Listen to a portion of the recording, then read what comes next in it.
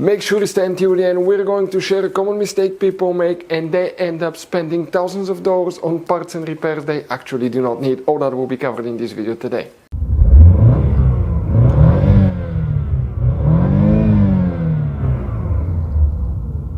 Hey guys, welcome back to Electrical Car Repair Live. Super quick helpful video to any of you having problem where the radio does not turn on GMC Sierra, guys. The display doesn't turn on that generation GMC Sierra from year 2014 to year 2018. You wonder what causes that. We'll explain in this video what you need to check. It may be simple fix. It may be something that you may not need to replace even anything at all. We'll talk about that, and if you need to buy replacement parts, tools, we're going to share guys the information in the description of the video below. Check it out, that's where we get most of our tools and supplies from. So before we start, let us tell you guys a little bit about us. Every single car we get here at the garage, we try to make at least 200 to 300 free repair videos. We take them completely apart, we show you how to fix pretty much anything. Why we guys do all that? Because our mission in the shop is to save you as much money as we can. All we need in return, please subscribe to the channel, like the video, that way we can keep making these free videos. By the way guys, check out our YouTube channels. We have more than 17,000 free repair videos that can save you thousands of dollars in repairs. So let's go ahead guys and start on it now. So guys, if the radio does not turn on, you wonder what causes that, how we can be able to fix that now.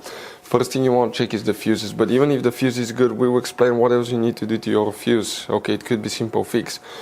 9 out of 10 owners that own that GMC Sierra, guys, do not know how many hidden fuse boxes are in that truck. That's why we made a special video on our YouTube channel that's called GMC Sierra Fuse Box Location and Diagram. Check it out, it's a video that can save you thousands of dollars in repairs.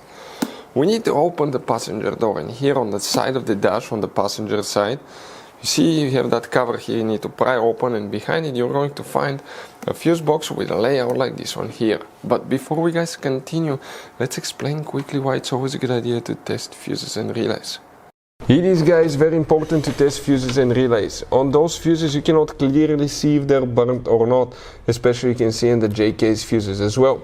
And if you guys assume, okay, let's say you remove a fuse, you look at it and you assume guys that it's actually a good fuse, but it's actually a bad fuse. Sometimes you cannot clearly see that.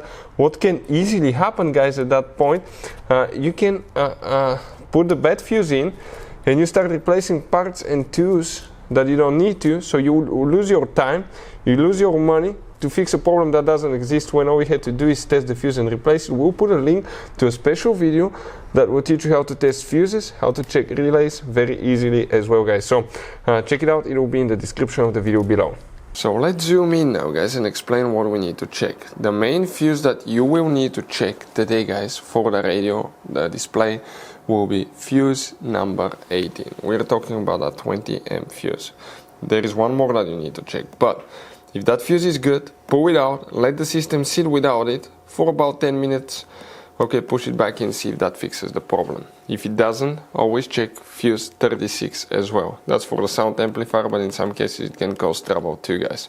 So 18 and 36. Now, this is guys a radio, okay, that will be very similar to what you have in your GMC Sierra. On the back side you're going to have many connectors, okay, and points. Now, on some models, some cars, you may have an extra fuse in the back of the radio, so you need to sometimes remove it to check that fuse. In other cases, if the radio still doesn't work, you may be able to remove that screen, that radio assembly, remove it, disconnect the wires for an hour, put it back in, see if that fixes the problem. In some cases you may clear codes, okay, from all the modules, reset all the modules on your GMC Sierra. You may have a code preventing it from working. We've seen that happen as well on some modern vehicles guys, but usually always check the fuse because it could be quite simple fix.